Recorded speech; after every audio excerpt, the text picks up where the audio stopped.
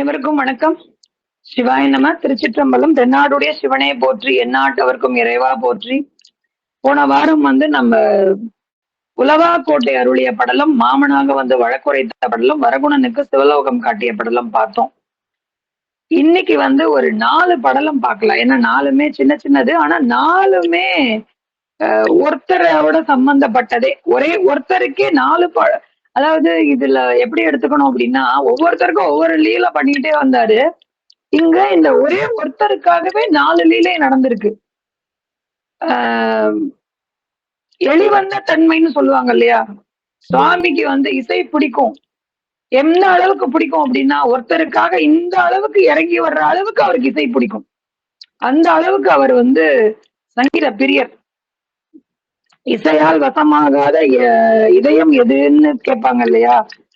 தெய்வம் இசைக்கு ஆட்படும் பெரும் கடல், கருணை கடல். சுவாமியை எதால வளைக்க முடியாட்டாலும் இசையால வளைச்சிடலாம். அதனாலதான் ராவணன் கைலாய மலையை பேத்து எடுக்கும் போது மலை மொத்தமும் கைலாயம் ஆட்டம் கண்ட போது பார்வதி தேவி, சுவாமி இது என்ன விபரீதம்னு கேட்கும்போது கால் கட்டவரில் வச்சு லேசா அழுத்தம், லேசுன்னா அவ்வளவு லேசா அழுத்தம் கொடுத்தாராம். மலை மொத்தமாக ராவணனுடைய கையில் அழுந்தியது. அவனால முடியல. ஒரு கையை மட்டும் வெளியே எடுத்து ரொம்ப கஷ்டப்பட்டு தன்னுடைய நரம்புகளை, தன் உடலை கீறி நரம்புகளை எடுத்து யாழாக மீட்டி சிவதாண்டவம் பாடினான் அப்படிங்கிறது குறிப்பு. அந்த சிவதாண்டவத்துக்கு இறங்கி போய் தான் ராவணனுக்கு இன்னும் வரம் கொடுத்தாருங்கிறது நம்மளுக்கு எல்லாம் தெரிந்த விஷயம். அப்படியாக இசைக்கு மயங்கும் இறைவன் இன்னைக்கு என்னெல்லாம் பண்ணாருன்னு பார்க்கலாம். 4 படலங்கள் பார்க்க இருக்கோம். விறகு விற்ற படலம், திருமுகம் கொடுத்த படலம், பலகையிட்ட படலம், இசைவாது வென்ற படலம். இந்த 4மே ஒருத்தருக்காகவே தாங்க பண்ணியிருக்காரு. ஒரே ஒருத்தருக்காக தாங்க பண்ணியிருக்காரு இந்த 4மே. யார் அந்த ஒருவர்? வரகுண பாண்டியனுடைய ஆட்சி காலம் சிறப்பா போயிட்டு இருக்கு. சிவலோகம் எல்லாம் பார்த்துட்டு அவர் சிவலோகம் எல்லாம் பார்த்த திருப்தி அவருக்கு. நல்லபடி ஆட்சி போயிட்டு இருக்கு. ஏமநாத பாகவதருங்கிற எந்த மாநிலம் எந்த ஊர் அந்த விஷயம் சொல்லல. ஏமநாத பாகவதருங்கிற வேற்று மாநிலத்தை சேர்ந்த ஒரு இசை புலவர், மிகுந்த ஞானஸ்தன், சர்வ மொழியும் தெரியும், அத்தனை மொழியிலையும் பாண்டித்யம் பெற்ற ஒரு இசை கலைஞன். ஊர் ஊரா போய் அரசவையில பாடல் பாடி பரிசு பெற்று வந்துட்டு இருக்கான். அந்த ஏமநாத பாகவதர் பாண்டிய நாட்டுக்கும் வரார். பாண்டிய நாட்டுக்கு வரகுண பாண்டியன் கிட்டக்க பாடுறார். நம்ம எல்லாருக்கும் தெரியும் சுவாமி எப்படி ஒரே ஒரு கேரக்டருக்காக 4 படலம் நிகழ்த்தினாரோ. நம்ம எல்லாரும் ஒரே ஒரு படத்தை பார்த்துதான் வளர்ந்துருக்கோம் நம்ம எல்லாருமே. அது ஏபி நாகராஜன் ஐயா எடுத்த திருவிளையாடல் புராணத்தை, அந்த திருவிளையாடல் படத்தை நம்மளால மறக்கவே முடியாது. அதை ஏன் இன்னைக்கு நான் அதை திருப்பி ஞாபகப்படுத்திக்கிறேன் அப்படின்னா, அந்த படத்துல நிறைய பாட்டு வரும். அதுல மெயினா இருக்கிற அத்தனை நல்ல பாட்டும் ஒரே ஒரு எபிசோடுக்காக மட்டுமே வந்துரும். ஒரே ஒருத்தருக்காகவே வந்துரும் எல்லாமே, இல்லைங்களா? இந்த ஏமநாத பாகவதர் மிகச்சிறந்த இசையோடு பாண்டிய நாட்டுல பாடல் பாடி அரசன் கிட்டக்க பரிசு வாங்கிக்கிறாரு. அவர் பாடுற பாட்டை கேட்டு, ஆக்சுவலா இந்த படம் கடைசி இதுக்கும் இந்த படம் தான் ஷேர் பண்ணிருக்காங்க. ஒரே படம் 2 இதுக்கு ஷேர் ஆயிருக்கு. நான் அதை அப்பவே சொல்லணும்னு நினைச்சேன். ஏமநாத பாகவதர் பாடுறாரு, பரிசெல்லாம் வாங்கிக்கிறாரு, அமோகமா அவருக்கு வரவேற்பு கிடைக்குது. வரகுண பாண்டியன் மகிழ்ந்து போய் அவரோட இசையில் அப்படியே மயங்கி கிறங்கி போய் பொன் பொருள் எல்லாம் அப்படியே தட்டு தட்டா, தாம்பாளமா, வைரம், வைடூரியம், நவரத்னம், கங்கணம், ஹாரம் எல்லாத்தையும் கொடுக்குறாரு. ஏமநாத பாகவதர் கொஞ்ச நாள் எங்க பாண்டிய நாட்டுல தங்கி உங்க இசையால எங்களை எல்லாரையும் மகிழ்விக்கணும்னு கேட்டுக்கிறாரு. ஒரு ரொம்ப பெரிய மாளிகை தயாராகுது. வரகுண பாண்டியன் நேரா நீங்க இந்த இடத்துல இருக்கணும்னு சொல்லி மன்னர் நேராவே மேற்பார்வையிட்டு அந்த இடத்தெல்லாம் ரெடி பண்ணி கொடுக்குறாரு. ஏன்னா கலைக்கு மயங்காதவங்க யாருமே இல்லை இல்லையா? ஏமநாத பாகவதர் அந்த இடம் ரொம்ப பிடிச்சு போயிடுது. அதாவது சகல சௌரியம் மன்னனுக்கு சமமா தனக்கு அத்தனை விதமான சௌரியமும் கிடைச்ச உடனே கர்வம் தலைக்கு ஏறுது. தன்னுடைய கலைக்காக தான் இந்த மரியாதைங்கிற எண்ணமே போய் தானே மன்னன்கிற, கிட்டத்தட்ட மன்னனுக்கு நிகர், தன்னை மிஞ்ச யாருங்கிற அந்த எண்ணம் தலை தூக்குது. இசை வேந்தன் தான் அப்படிங்கிற எண்ணமும் வந்துருது. இவர் சிஷ்யர்கிட்ட சொல்றாரு ஏமநாதர், நம்ம கொஞ்ச நாளைக்கு நம்ம பாண்டி நாட்டுலதான் இருக்க போறோம். நீங்க எல்லாரையும் வெளியில எல்லாம் போய் அப்படியே ஊரெல்லாம் சுத்திட்டு வருவீங்களா, கடத்தருவுக்கு எல்லாம் போவீங்கல்ல, அப்பெல்லாம் போய் நல்லா பாடி உங்களுடைய திறமையை காட்டுங்க. யாராவது எழுத்து கேள்வி கேட்டா வாதுக்கு கூப்பிடுங்க, அதாவது போட்டிக்கு கூப்பிடுங்க. நம்மளுடைய பாண்டித்யத்தை காமிச்சு எல்லாரையும் நம்ம வந்து அடிமை, அதாவது அடிமைன்னா என்ன, எல்லாரும் நமக்கு கீழே தான் அப்படிங்கறத அவங்களுக்குள்ள ஒரு பேச்சு இருக்கும்ல, குரூப் டிஸ்கஷன் மாதிரி. ஆக மதுரை நாடு, பாண்டி நாடு ஃபுல்லாவே சீடர்கள் அங்க எங்க போறாங்க, எங்கேயோ போக வர, போற இடத்துல எல்லாம் பாட்டு கச்சேரி நின்னு நின்னு எல்லாரும் கேக்குறாங்க, மகிழ்ச்சியா இருக்காங்க. மன்னருக்கும் இதை கேட்க ரொம்ப, மக்கள் எல்லாம் மகிழ்ச்சியா இருக்காங்கன்னு கேட்டு ரொம்ப சந்தோஷம்.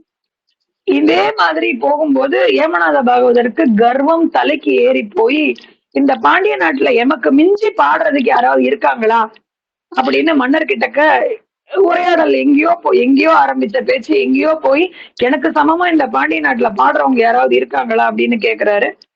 வரகுண பாண்டியன், அதுக்கு என்ன இல்லாம இருப்பாங்களா, இறைவனாரே வந்து ஆட்சி செய்யற இடம் இல்லையா, எங்களுக்கு இல்லாம இருப்பாங்களா அப்படின்னு சொல்லிட்டு, எங்களுடைய அரசவை புலவர் ஒருத்தர் இருக்காரு, அவரை நான் கூப்பிட்டு உங்கள்ட்ட பேச சொல்றேன் அப்படின்னு சொல்லிட்டு அனுப்பிடுறாரு.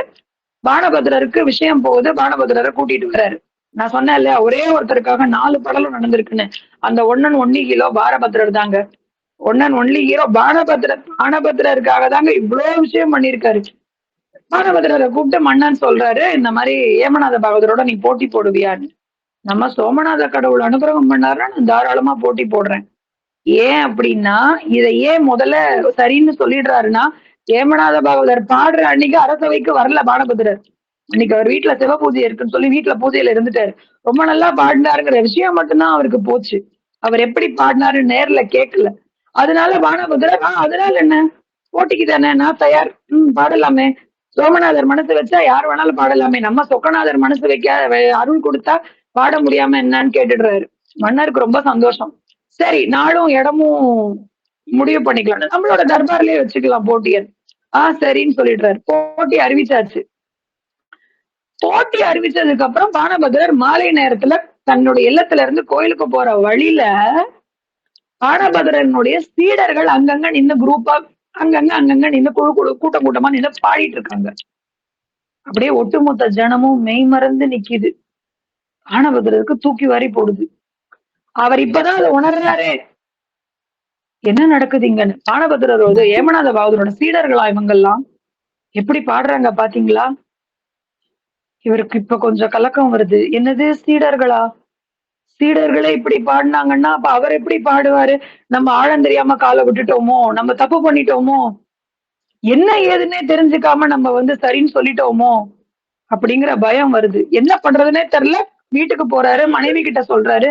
மனைவி சொல்றா, உங்களை அதாவது அனுதினமும் உங்களை நடத்துவது இறைவன் நீங்க நம்புனீங்கன்னா, இப்போ இந்த நொடி உங்களை கையாள்றதும் உங்களை வழி நடத்துவதும் இறைவன் தான். சுவாமி மேல பாரத்தை போடுங்க, இறைவன் கிட்ட முறையிடுங்க, அவர் பார்த்து பாருன்னு சொல்லிடுறான்.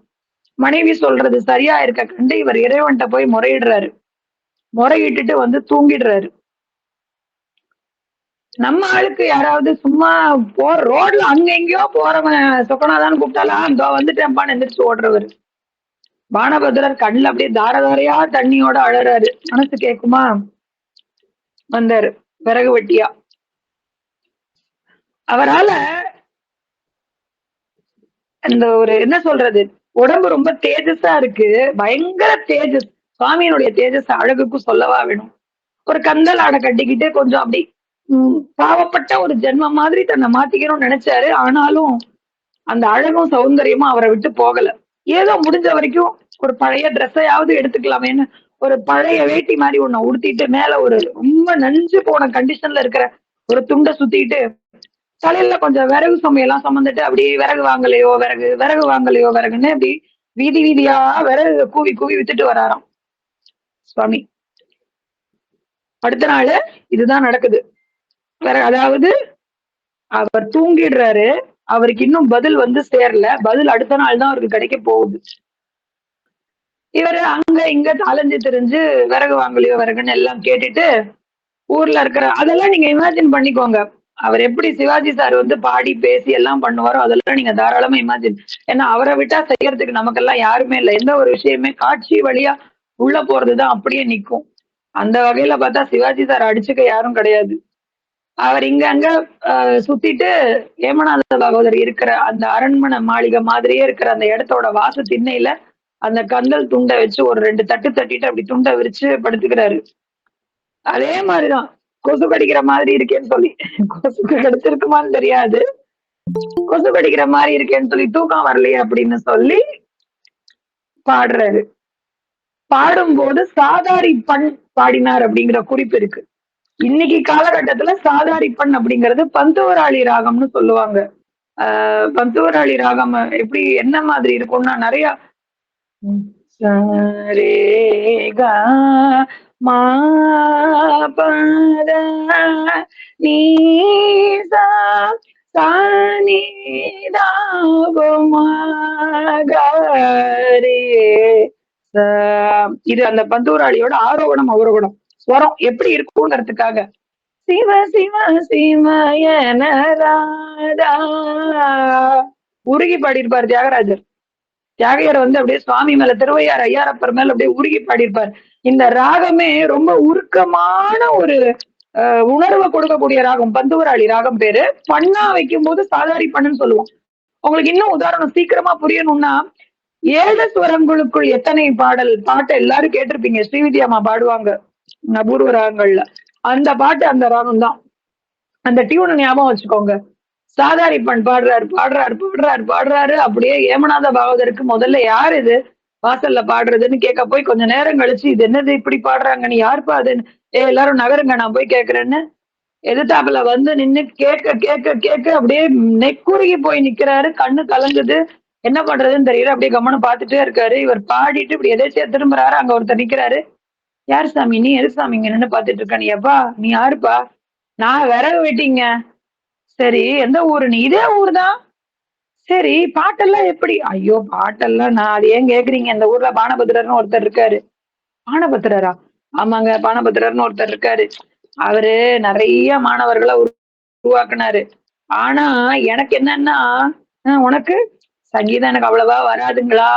எது சங்கீதம் வரலையா? ஆமாங்க சங்கீதமே வராதா? உனக்கோ வயசாயிடுச்சு, விறகு வெட்டி பொழைச்சுக்கோ போ, இனிமே நீ பாடி என்ன பண்ண போறன்னு விரட்டி விட்டுட்டாருங்க. ஒரே ஞான சூன்யமா இருக்க, உன்னோட என்னால இனிமே மல்லு கட்ட முடியாதுன்னு சொல்லி விரட்டி விட்டுட்டாருங்க. என்னது விரட்டி விட்டாரு? ஆமா, இன்னும் ஒரே ஒரு தடவை நீ பாடினதை பாடுங்கிறாரு. அதனால என்ன, யாழ் கொண்டு வந்திருக்கேன் கூடவே, அதை எடுத்து மீட்டிக்கிட்டே பாடும் அப்படின்னு கேட்டுட்டு யாழ் மீட்டிக்கிட்டே பாடுறாரு.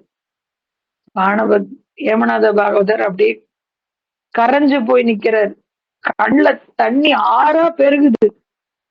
சகல ஜீவராசிகளும் ஸ்தம்பிச்சு போய் நிக்குது. உலகம் ஒரு நிமிஷம் அசைவற்று நின்று மீண்டும் அசைய ஆரம்பிச்சது அப்படின்னு ஒரு குறிப்பு இருக்கு.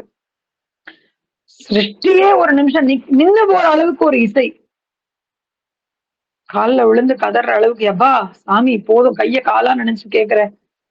பானபத்திரர் வேணான்னு சொன்ன நீயே இப்படி பாடுனா உன் குருநாதர் எப்படி பாடுவார்? ஐயோ அத்தையே கேக்குறீங்க, அவர் பாட ஆரம்பிச்சாருன்னா அவ்வளவுதான், பாத்துக்கோங்க நீங்களே. நீங்க தான் போட்டிக்கு கூப்பிட்டதா? ஓ அப்படியா? போட்டி எல்லாம் பார்த்து போடுங்க. அவர் இந்த மாதிரிதான் பாடுறவர், இப்படிதான் வேணான்னு சொன்னவரு. நீங்க நான் கொஞ்சம் பொழுது போகாம கத்துறேன், அதையே நல்லா இருக்குங்கிறீங்க. அவர் பாடினா எப்படி பாடுவார்னு பாத்துக்கோங்க அப்படின்னு சொல்லிட்டு, சரி எனக்கு குடிய வந்து தண்ணி தரீங்களா அப்படின்னு கேக்குற மாதிரி பேச்சு கொடுக்குற மாதிரி பேச்சு கொடுத்துட்டு ஏமநாத பாகவதர் உள்ள போனவொடனே இவர் மறைஞ்சு போயிடுறாரு. சொக்கநாதர் மறைஞ்சு போயிடுறாரு. ஏமநாத பாகவதர் வந்து தேடுறாரு, கிடைக்கல.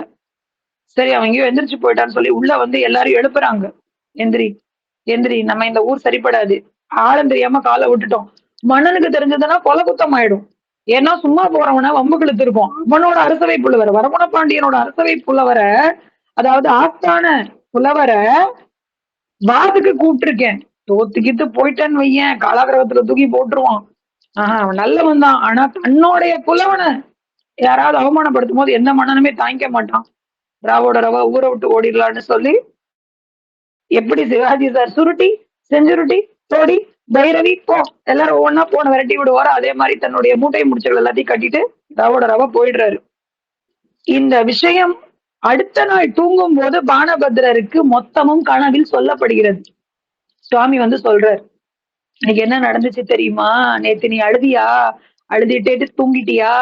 இன்னைக்கு காலையில இருந்து என்ன நடந்துச்சு தெரியுமா அப்படின்னு சுவாமி சொல்றாரு. விறகு விற்கிறதுக்கு போனேன்னா, நான் ஏமநாத வீட்டு பாகவதர் வீட்டு வாசல்ல உட்கார்ந்து பாடினேன்னா, நீதான் தினம் என் முன்னாடி பாடுறியே, அதுலதான் இருந்துதான் ஒரு பாட்டை பாடினேன்னா, அவன் இதுவே இவ்வளவு இருக்கே, நீ பாடினா எப்படி இருக்கும்னு பயந்து ஓடிட்டானா, இதுதான் நடந்தது. நீ போய் ராஜாட்ட சொல்லு, கவலைப்படாத அப்படின்னு சொல்றாரு. அடுத்த நாள் காலையில மண்டு கிட்டக்க வந்து, இன்னைக்கு ஆள் அனுப்பிச்சு கூப்பிட்டா இல்லவே இல்லை. ஆளே இல்லைங்க. அவர் கிளம்பி போய் ஒரு நாளுக்கு மேல ஆச்சுங்கிறாங்க. எப்ப கிளம்பினாங்க யாருக்கும் தெரியல. ஆனா ஒரு நாள் ஆயிட்டது போல. எங்க போனாருன்னு தெரியல. அப்ப பானபத்திரர் சொல்றாரு மன்னர் கிட்ட, மன்னா இந்த பதிலுக்காக தான் காத்திருந்தேன். இந்த பதில உறுதிப்படுத்திக்கிட்டு உங்கள்ட்ட ஒரு விஷயம் சொல்லணும்னு தான் காத்திருந்தேன். இந்த மாதிரி சுவாமி விறகு விட்டுறவனா வந்து வீதி தோறும் விறகு விட்டு பானபத்திரர் உடைய மாணவன் நானு, ஒதுக்கப்பட்ட அதாவது வேணான்னு தள்ளி விட்ட மாணவன் நானுன்னு சொல்லி ஏமநாத பாகவதர் வீட்டு வாசல்ல உட்கார்ந்து ஆடி, அவர் எப்படி தன் சிஷ்யர் கிட்டக்க சிஷ்யனே இப்படி பாடினா ஏமநாத பாகவதர் எப்படி பாடுவார்னு சொல்லி எல்லார்கிட்டையும் தன்னுடைய ஜம்பத்தை வந்து படாடோபமா எல்லார்கிட்டையும் பரப்பினாரோ, அதே யுக்தியை கையாண்டு சுவாமியும் இந்த மாதிரி பண்ணிருக்காருன்னு உடனே வரகுண பாண்டியனுக்கும் ஏற்கனவே பானபத்திரருக்கு ஒரு உள்ளூர பயம். சுவாமி நமக்காக விறகு விட்டுறாரு. வரகுண பாண்டியன் கதறான், சுவாமி நீ எனக்காக விறகு விட்டுறியா? எனக்காக எங்களுக்காக தெருவுல இறங்கி விறகு சுமந்தியா? நான் இத சொல்றதுக்காக தான் இந்த கிளிப்பிங்ஸ் எல்லாம் கொஞ்சம் நல்லா க்ளோஸா காமிங்க அப்படின்னு சொல்லி நெக்குருகி கோயிலுக்குள்ள போய் சுவாமிய பார்த்து வழிபட்டு பூஜை அலங்காரம் அபிஷேகம் எல்லாம் பண்றாங்க. இதுதான் இந்த விறகு விட்டுற படலம். இங்க பாருங்க, சிம்மாடு, தங்க சிம்மாடு, சுவாமிக்கு மேல தலையில விறகு கட்டு, சுவாமி கைய தூக்கி பிடிச்சிட்டு இருக்காரா, பக்கத்துல பாருங்க யாழ் மாதிரி வீணைய வச்சிருப்பாங்க. கொஞ்சம் க்ளோஸ், கொஞ்சம் இது பண்ணுங்க. சோமாஸ்கந்தமூர்த்தி நடுவுல இருப்பாரு எப்பவுமே. அம்பாளுக்கும் சுவாமிக்கும் நடுவுல சோமாஸ்கந்தமூர்த்தி இருப்பாரு. சா உமா ஸ்கந்தன். சா அப்படின்னா நடுவுல அல்லது பக்கத்துலன்னு அர்த்தம். உமைனா அம்மா. அம்மாவுக்கும் அப்பாவுக்கும் பக்கத்துல இருக்கிறதுனால சோமாஸ்கந்தமூர்த்தின்னு பேரு முருகனுக்கு. இந்த விறகு விட்டுற படலம் இந்த அலங்காரத்தை இன்னைக்கு மட்டும்தான் பார்க்க முடியும். ஆவணி மாசம் 10 நாள் பிட்டத்திருநாள்னு சொல்லுவாங்க, கொடியேறிடும். இந்த ஆவணி மாசம் மட்டும் சுவாமிக்கு பட்டாபிஷேகத்தோட முடியும் அந்த புட்டு திருநாள் 10 நாளும். இவ்வளவு அழகா சுவாமி அலங்காரம் பண்ணி தினம் சுவாமிக்கு சப்பரம் வீதி உலா வந்து கோலாகலமா மதுரை அப்படியே குதூகலமா கொண்டாடும். ஆனா எதனாலயோ சித்திரை திருவிழா மட்டும் ரொம்ப ஃபேமஸா டிவில எல்லாம் கவர் பண்றாங்க. ஆவணி மாசம் 10 நாளும் மதுரை சும்மா அப்படியே அமக்கலப்படும். நிறைய அது டிவி கவரேஜ் அந்த மாதிரி எல்லாம் இல்லாததுனால அங்க இருக்கிறவங்களுக்கு மட்டும் தெரியும், மற்றபடி ரொம்ப பிரபலம் ஆகிறது இல்ல. ஆக இதுதான் விறகு விட்டுற படலம். ஏமநாத பாகவதற்காக விறகு வெட்டுறதுக்காக வந்து பானபத்திரரை காப்பாற்றிய படலம். இதுக்கு அடுத்ததாக திருமுகம் கொடுத்த படலம். இதுவும் அதே பானபத்திரரை வைத்து உருவான கதை தான். இப்போ வரகுண பாண்டியன் பானபத்திரரை கூப்பிட்டு சொல்றாரு, உங்களுக்காக சுவாமியே இறங்கி வந்து பாடியிருக்காருன்னா நான் உங்களை எவ்வளவு தூரம் மதிக்கணும்னு எனக்கு இப்ப புரியுது. அதாவது உங்களுடைய மதிப்பு எனக்கு தெரியுது. நீங்க இனிமே அரசவை அதாவது ஆச்சான புலவர் என்ன பண்ணணும்னா மன்னரை புகழ்ந்து பாடணும் இல்லையா? நீங்க இனிமே மன்னர் எல்லாம் மக்களை எல்லாம் புகழ்ந்து பாடக்கூடாது. எம்பெருமான் ஈசனை தவிர நீங்க வேற யாரையும் பாடக்கூடாது. நீங்க போய் சுவாமியை மட்டுமே முழு நேரம் பாடுங்க அப்படின்னு சொல்லி அனுப்பிடுறாரு. சொன்ன உடனே அரசனுடைய கட்டளையை சிறமேற்கொண்டு சுவாமி போய் பாட ஆரம்பிச்சிடுறாரு. பானபுத்திரர் பாடுறாரு, பாடிட்டே இருக்காரு. பாடுறதுல ஒண்ணுமே பிரச்சனை இல்லை. இவர் என்ன பண்றாரு, வீட்டு செலவுக்கு ஒத்த பைசா கூட கொண்டு வர்றது முந்தையாவது அரண்மனைக்கு போவாரு, பாடுவாரு. இப்ப அதுவும் போறது இல்ல. வேற ஒண்ணும் தொழில் விவசாயம் இல்ல, வேற ஏதாவது வேலை ஒண்ணும் கிடையாது. காலையில எந்திரிச்சு காபி குடிச்சோமோ இல்லையோ பாட உட்காந்துருவாரு. மத்தியானம் சாப்பாடு தட்டுல வந்துச்சோ இல்லையோ அப்பவும் பாடுவாரு. மத்தியானம் கொஞ்ச நேரம் தூங்கி எந்திரிச்சுட்டு மோங்கை கழுவிட்டு திருப்பி பாடுவார். ராத்திரி தூக்கம் வர்ற வரைக்கும் பாடுவார். ஆக மொத்தம் பாடிக்கிட்டே இருப்பாரு. வீட்டம்மா கண்ணு கலங்குது. இவர்கிட்ட வந்து சொன்னா இவர் எல்லாம் சாமி பார்த்துப்பாரு. சாமி வீட்டு செலவுக்கு காசே இல்ல சாமி, எப்படி இருக்கும்? பாடிக்கிட்டே இருந்தா கொஞ்சமாச்சும் வேலை செய்யணும்ல. ஆடி பாடி வேலை செஞ்சா அலுப்பு இருக்காதுமாங்க. இவர் அலுப்பு தலுப்பே இல்லாம பாடுறாரு. சுவாமி பார்த்தாராம், சரி இது வேலைக்கு ஆகாது, பாவம் அவன் நம்மளையே நம்பி இருக்கான், சரி உனக்கு கொஞ்சம் கொஞ்சமா காசு கொடுக்குற என்ன அப்படின்னு சொல்லி தினம் கொஞ்சம் காசு கொடுப்பாரு. அந்த காசை அப்படியே செலவு பண்ணிடுவாரு. ஒரு சிவத்தொண்டு பண்றதோ, அன்னம் பாலிக்கிறதோ, சிவனடியார்களுக்கு சாப்பாடு போடுறதோ, சொந்தக்காரங்களை கூப்பிட்டு 4 பேருக்கு சாப்பாடு போடுறதோ, அதெல்லாம் எதுவுமே கிடையாது. வந்த காசு அப்படியே செலவு. என்ன செலவு பண்றாருன்னு அவருக்கும் தெரியல. ஆனா செலவாகுது. எல்லா காசும் செலவாயிடுது. ஒரு கட்டத்துல சுவாமி சொப்பனத்துல வந்து சொல்றாராம், பானபத்ரா, எல்லா காசையும் கரைச்சிட்டேன். அதாவது வரகுண பாண்டியன் கஜானால இருந்து கொஞ்சம் கொஞ்சமா, கொஞ்சம் கொஞ்சமா, கொஞ்சம் கொஞ்சமா எடுத்து எடுத்து எடுத்து கொண்டு வந்து உங்ககிட்ட கொடுத்தேன்ல டெய்லி. இப்ப அவன் கஜானா காலி ஆயிடுச்சு. நாளைக்கு திறந்து பார்த்தோம்னா காலியா இருக்கும் கஜானா. தெரிஞ்சதுன்னா நான் தான் மாட்டுவேன். அவன் என் மேல என்ன நினைப்பான்? சாமி உனக்கு இந்த தேவையா? இந்த வேலை நீ செய்யலாமான்னு என்ன கேட்க மாட்டானா? உனக்காக காசு எடுக்க போய் அந்த பாவத்தையும் நான் சுமக்கணுமா? மொத்த கஜானாவும் காலி பண்ணியாச்சு. தம்படி பைசா சேர்க்க மாட்டியா? என்னதான்யா பண்ற? அப்படியே உதாரித்தனமா எல்லாத்தையும் செலவு பண்ணிடுவியா? ஐயோ சுவாமி நான் இப்ப என்ன பண்ணுவேன்? சரி சரி அழுவாத. இனிமே இந்த கஜானால 10 பைசா தேராது. நாளைக்கு வரக்கூடம் திறந்து பாக்குறதுக்குள்ள நான் எதையாவது பண்ணணும். சேரமான் ஒருத்தன் இருக்கான். அவன் இதை விட இவனை விட அவன் பெரிய பக்தன். அவன்கிட்ட நான் திருமுகம் எழுதி கொடுக்குறேன். அந்த திருமுக ஓலையை கொண்டு போ. அந்த திருமுக ஓலையை கொண்டு போய் அவன்கிட்ட காட்டு. அவன் உனக்கு காசு தருவான். சரி கொடுங்கன்னு சொன்ன உடனே அந்த திருமுக ஓலையை வந்து கொடுக்குறாரு. இது வந்து பெரிய புராணத்திலயுமே வரும். திருமுகம் கொடுத்த படலத்தோட இந்த பகுதி மட்டும் பெரிய இது பெரிய புராணத்திலயும் வரும். சேரமான் பெருமான் கிட்ட என்னன்னு சொல்லி கொடுப்பாரு அப்படின்னா, வர்றது வந்து என்னுடைய என்னுடைய தொண்டன், என்னுடைய புள்ள பானபத்திரன் வரான். அவனுக்கு என்ன வேணுமோ அதை வந்து கொடுத்து விடு, பொன் பொருள் எல்லாம் கொடுத்து விடுன்னு சொல்லி சேரமான் பெருமானுடைய கடவுளையும் போய் சொல்லி பானபத்திரர்கிட்டையும் நீ சேரமான் பெருமான் கிட்டக்க போன்னு சொல்லிட்டாரா. இப்ப பானபத்திரர் சேரமான் கிட்டக்க போறாரு. இவருக்குதான் சொல்லிட்டாங்களே யாரு வராங்கன்னு தெரிஞ்சு. பட பரிவாரத்தோட பூர்ணகும்ப மரியாதையோட பானபத்திரரை கூப்பிட்டு வரவேற்று ஒட்டுமொத்த கஜானாவையும் கதவை திறந்து, சுவாமி இதுதான் நான் சேர்த்த மொத்த பொருள், எது வேணுமோ எடுத்துக்கோங்க. பானபத்திரருக்கு புத்தி வந்துடுச்சு. ஐயோ போதுங்க, இந்த மாதிரிதாங்க கஜானா காசு எல்லாத்தையும் கரைச்சிட்டு இருந்தாங்க, திட்டு வாங்கிட்டு நான் உங்க வரைக்கும் வந்திருக்கேன். மறுபடியும் காசை கையில கொடுத்து என்ன கெடுத்துறாதீங்க. எனக்கு எவ்வளவு தேவையோ அவ்வளவு மட்டும் போதும்னு கொஞ்சமா காசு எடுத்துக்கிட்டு ஒரு வழியா வந்து சேர்றாரு. பாண்டிய நாட்டுக்கு ஒரு வழியா வந்து சேர்றாரு. ஆயிடுச்சா? இப்ப மறுபடியும் வந்து சேர்ந்த மனுஷன் வீட்டு அம்மா கிட்ட காசை கொடுத்து சிக்கனமா செலவு பண்ணுன்னு சொல்லிட்டு, இது வந்து அந்த திருமுகம் கொடுத்த படலத்துக்கு அன்னைக்கு சாமிக்கு இப்படிதான் அலங்காரம் பண்ணிருப்பாங்க. அதுதான் அது. சுவாமி கையில ஒரு சின்ன ஓலை மாதிரி ஒண்ணு கொடுத்திருப்பாங்க. ஆக்சுவலா அதுக்குதான் கொடுத்திருப்பாங்கன்னு தெரியாம நான் இதை நிறைய தடவை பார்த்திருக்கோம். அதான் சொல்றேன்னு. என்ன எதுனே தெரியாம போய் கணத்துல போட்டுட்டு சாமியை பேன்னு பார்க்க வேண்டியது. அது எதுனே தெரியாம இன்னைக்குதான் இதை படத்தை பார்த்தோன்னா ஆஹா ஆமா இல்ல, சுவாமிக்கு ஓலை மாதிரி ஒண்ணு வச்சிருப்பாங்க கையில. அது என்னவோ வச்சிருக்காங்க கையில. என்ன வச்சிருக்காங்கன்னு கேட்கறதுக்கு நமக்கு பொறுமை கிடையாது. பெரியவங்க கிட்ட கேட்டு தெரிஞ்சுக்கணுங்கிற அறிவும் கிடையாது. ஆக திருமுகம் கொடுத்த படலம் இதுதான். சுவாமி வந்து வாங்கிக்க சொல்லிட்டாரு. இவர் வாங்கிட்டு வீட்டுக்கு வந்து சேர்ந்து நல்லபடியா குடும்பம் நடத்தலாம் அப்படின்னு முடிவோட நாள்கள் ஓட ஆரம்பிக்குது. இப்ப மூணாவது படலம். மூணாவது படலம் வந்து பலகையிட்ட படலம். தங்க பலகையிட்ட படலம்னு சொல்றாங்க, பலகையிட்ட படலம்னு சொல்றாங்க. இது என்ன பலகையிட்ட படலம்? பானபத்திரர் கிட்டக்க பாடுறது மட்டும்தான் உன் வேலைன்னு சொல்லியாச்சு.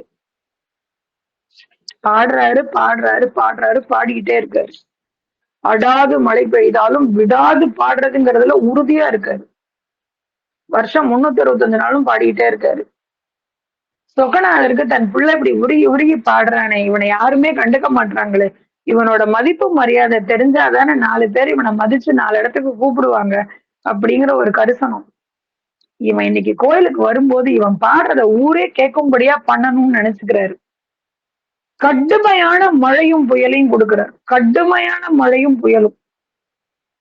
வீட்டுக்குள்ள எல்லாம் தண்ணி வந்துடுது. குடிசை எல்லாம் முழுகிற அளவுக்கு வந்துடுது. எல்லாரும் கோயிலுக்குள்ள, ஏன்னா அந்த கோவில் கட்டடம் கொஞ்சம் நல்லா உயரமா படிக்கட்டெல்லாம் இருந்ததுன்னா கொஞ்சம் எல்லாருக்கும் பாதுகாப்பா இருக்கும் இல்லையா?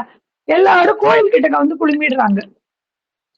பானபத்திரருக்கு சுயநினைவே இல்லாம பாடுறாரு. அவர் என்ன நிக்கிறாரு? அவர் நிக்கிற இடம் பள்ளம் ஆயிடுச்சு.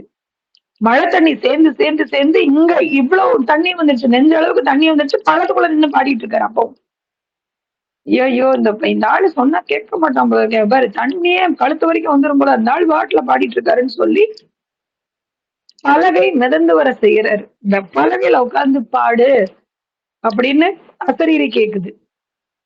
அந்த சங்க பலகை மிதந்து கொண்டு வருது. அந்த சங்க பலகையில 5 அடி 3 அடி தண்ணி வந்தாலே கஷ்டம். அவ்வளவு இடுப்புல தண்ணி வந்த உடனே எல்லாரும் கண்டுறாங்க. அதுக்கு மேல அந்த பலகை அப்படி மிதந்துட்டு வரும்போது அந்த பலகை மேல அமர்ந்து பாடுறாரு. ஊர் மொத்தமும் அவர் பாட்டை கேக்குது. ஊர் மொத்தமும் அவர் பாட்டை கேட்டு உலகாங்கிலம் அடைஞ்சு சந்தோஷப்பட்டு அப்படியே கொண்டாடுறாங்க. இதுக்கப்புறம் அவரை எல்லா இடத்துக்கும் நீங்க வந்து எங்களுக்காக வந்து பாடணும், எங்க இடத்துக்கு வந்து பாடணும்னு நிறைய பேர் அவரை ஊர் ஊரா கூப்பிட்டதாக செய்தி. இப்படியாச்சா ஆக சங்க பலகையிட்ட படலம் இதுதான் பானபத்திரருக்காக. அடுத்ததும் அவரை ஒட்டிய படலம் தான் இசைவாது வென்ற படலம். வரகுண பாண்டியனுடைய காலம் முடிஞ்சு போய் ராஜராஜன் அவனுடைய பையன் ராஜராஜ பாண்டியனுடைய காலம் ஆரம்பமாகுது. அப்பா மாதிரி இல்ல புள்ள, கொஞ்சம் கூட கோவில் பக்தி அப்படிலாம் இல்ல, இருக்கு ஏதோ ஏனோதானோன்னு. உலக இன்பத்துல அதிக நாட்டம், உலக விஷயங்கள்ல காம குரோத லோப மோக மதம் ஆச்சரியம்னு சொல்ற 6 விஷயங்கள்லயும் நாட்டம் அதிகம். முக்கியமா மோகத்துல அதிகம், பெண் இன்பத்துல அதிக ஈடுபாடு. அதனால ஆசை நாயகிகள் அந்த புறத்துல எப்பவுமே நிறைய பேர் தயாரா இவருக்கு வந்து சாமரம் வீசுறதுக்கும் சேவை பண்றதுக்கும் ரெடியா இருப்பாங்க. எந்த நேரமும் அந்த புறமே கதின்னு இருக்கிற கூடிய ஒரு ஆள். அந்த கூட்டத்துல ஒரு ஆசை நாயகி மிகப்பெரிய சங்கீத பிரியை. அவ ரொம்ப பெரிய சங்கீதத்துல பாண்டித்யமும் கூட. எப்ப பார்த்தாலும் அவளை பாட சொல்லிதான் அந்த ராஜா கேட்டுட்டே இருப்பாரு. அவளுக்கு பானபத்திரனுடைய மனைவியின் மேல் பயங்கர கோபம் பொறாமை. ஏன்னா ஊரு மொத்தமும் அவ அளவுக்கு வருமா, நீ என்ன இருந்தாலும் ராஜாவுக்கு ஆசை நாயகி தானே. ஆனா அந்த அம்மா எப்படி தெரியுமா, சுவாமிய அவங்களுக்காக வந்து விறங்கு விட்டுற அளவுக்கு பக்தி ஜாஸ்தி தெரியுமா, பானபத்திரனோட மனைவின்னா சும்மாவா அப்படின்னு இவ காதுபடவே நேர்பட பேசினதுனால இவளுக்கு அவங்கள பிடிக்காது. மன்னர்கிட்ட சொல்லி என்ன பண்றா, பானபத்திரரோட மனைவி என்ன போட்டிக்கு அழைக்க வேண்டாம், கூப்பிட, உன் அளவுக்கு பாடுறதுக்கு யாருக்குமே திறமை கிடையாது. இல்ல நான் போட்டி போட்டா ஊர்ல ஏதானு சொல்லுவாங்க, நீங்க யாரையாவது ஏற்பாடு பண்ணுங்களேன். பண்றேன்னு. எனக்கு நான் ஒரு தடவை ஈழம் போகும்போது அங்க ஒரு பெண்ணை பார்த்தேன், அந்த பொண்ணு ரொம்ப நல்லா பாடுவா, ஓலை அனுப்பிச்சு அந்த பொண்ணை வர சொல்றேன், அந்த பொண்ணு ரொம்ப நல்லா பாடுவாங்க. சரின்னு சொல்லி சும்மா இருக்கிற சங்க ஊதி கெடுத்த மாதிரி பானபத்திரர் மனைவியை போய் வம்பு கழுத்து அந்த அம்மா ஏகத்துக்கும் கத்தி, இப்ப என்ன சண்டைக்கு வரணும் அவ்வளவுதானே, இசைவாதுக்கு வரணும் என்ன வரேன் தேரிய புரி நான் வரேன்னு சொல்லி அந்த அம்மா சண்டைக்கு வந்து, அதாவது சண்டை இல்ல வாதுக்கு வந்துடுச்சு. அரண்மனையில இசைவாது ஏற்பாடு ஆயிடுச்சு. ஈழத்துல இருந்து வந்த பெண், அவ பார்க்கவும் ரொம்ப அழகா இருந்தா, அவ பாட்டும் ரொம்ப அழகா இருந்தது, அதுல எந்த சந்தேகமும் இல்ல. இந்த அம்மா உருகி உருகி பாடுது, அந்த பொண்ணும் நல்லா பாடுது.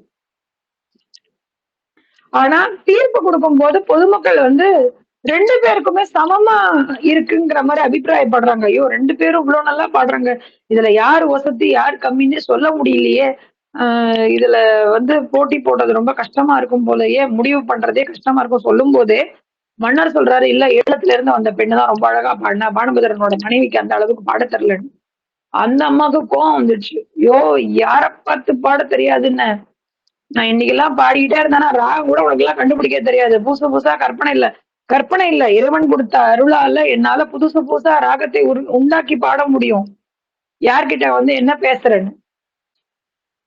இவ என்ன பண்றா, ரொம்ப கவலையோட சொப்பனாதத்துல போய் முறையிடுறா, சுவாமி நீங்க கொடுத்த இசை அறிவு, நீங்க கொடுத்த ஞானம், நீங்க போட்ட பிச்சை, நான் அரண்மனையில போய் பாடுனா அந்த ஆளு ஒருதலை பட்சமா தீர்ப்பு கொடுக்குறாரு. அவ என்னை விட நல்லா பாடுனாங்கிறதுக்காக நான் பொறாமப்படல. ஆனா சில இடத்துல அவ பிசிறு எங்கேயோ ஒரு இடத்துல தப்பு விட்டான்னு வச்சுக்கலாமே, தப்பு விட்டுருக்கான். அந்த தப்பு கூட இல்லாம நான் உறுதியா பாடுனேங்கிறத நான் உணர்வு பூர்வமா நான் நம்புறேன். ஏன்னா எனக்கு தெரியும், எனக்கு கர்வம் இல்ல, ஆனா உண்மையா நான் உங்கள்கிட்ட தீர்ப்பை எதிர்பார்க்கிறேன். சுவாமி சொல்றாரு, என் இடத்துல, அதாவது நான் இருக்கிற இடத்துல எல்லாரையும் இசைக்கு கூப்பிடு, போட்டிக்கு கூப்பிடு, கவலைப்படாத நான் பாத்துக்கிறேன் நீ போ. அதாவது போட்டி வந்து கோவில்ல நடக்கணும்னு சொல்லு. பானபத்திரர் உன்னுடைய மனைவி ராஜா கிட்டக்க போய் சொல்றா, உன் இடத்துல தானே போட்டி நடந்தது, என் இடத்துக்கு கோயிலுக்கு வா, நான் இருக்கிற இடத்துல அங்க வந்து இசை போட்டி ஆரம்பிக்கலாம். சரி, எங்க நடந்தா என்ன, மன்னன் தானே தீர்ப்பு சொல்ல போறான். மன்னனுக்கு என்னன்னா, நான் எப்படி இருந்தாலும் என்ன அவ சுமாராவே பாடினாலும் அந்த ஈழத்து பொண்ணுக்கு தானே நான் வந்து தீர்ப்பு சொல்ல போறேன். நீ எங்க வேணாலும் போட்டியை வச்சுக்கோ, நாங்க வர தயார்னு சொல்லி மன்னன் சம்மதம் சொல்லிடுறான். இப்போ இசைவாது கோவில்ல வச்சு ஆரம்பமாகுது. சொக்கநாதர் இசை புலவராக, இசை நடுவராக வந்து ஒரு கொஞ்சம் வயதான, தேஜஸ் நிறைந்த வயதான ஒரு மனிதராக வந்து அமர்கிறார். யாருப்பா என்னன்னு கேக்குறாங்க. நான் வந்து இசையில ரொம்ப பெரிய பாண்டித்யம், எனக்கு தெரியாத இசையே இல்ல, இங்க ஏதோ இசை போட்டி நடக்க போகுதுன்னு கேள்விப்பட்டேன், அதனாலதான் நான் வந்தேன். யார் பாட போறா என்னன்னு, இந்த பக்கம் இந்த அம்மா பாட போகுது, அந்த பக்கம் அந்த அம்மாவா, சரி நடக்கட்டும். போட்டி நடக்கும்போது எல்லாரும் பாக்குறாங்க. போட்டி வந்து தீர்ப்பு சொல்ல போறான் மன்னன். அந்த தீர்ப்பு சொல்லும் போது இந்த இசை நடுவர் வந்து இந்த மன்னன் அப்படியே உத்து பாக்குறாராம். அப்படி இந்த கண்ணை அப்படி வெறிச்சு பாக்குறாராம்.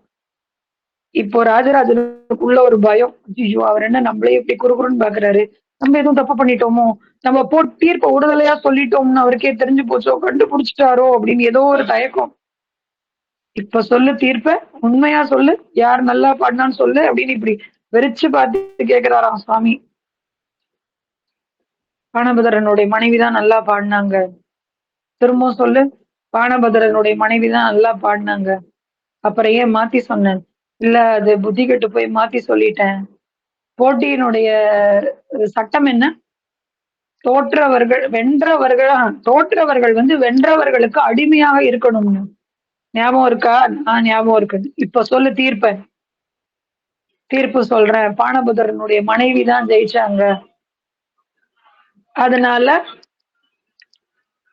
பானபதரனுடைய மனைவிக்கு அத்தனை பரிசும் போகட்டும்.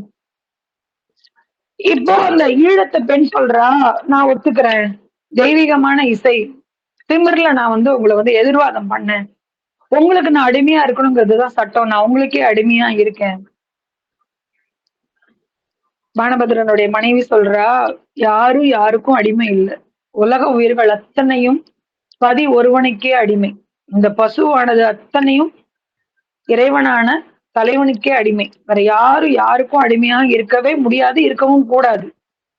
தோழியா என் கூடவே நட்போட எந்த காலத்துக்கும் நீங்க இருக்கலாம், அதுல எந்த பிரச்சனையும் இல்லை, அடிமையாலாம் இருக்க வேணாம்னு சொல்லி தான் ஜெயித்த பொண்ணையும் பொருளையும் கூட அந்த பொண்ணுக்கே கொடுத்த நல்லபடியா ஊருக்கு அனுப்பிச்சு வைக்கிறான்.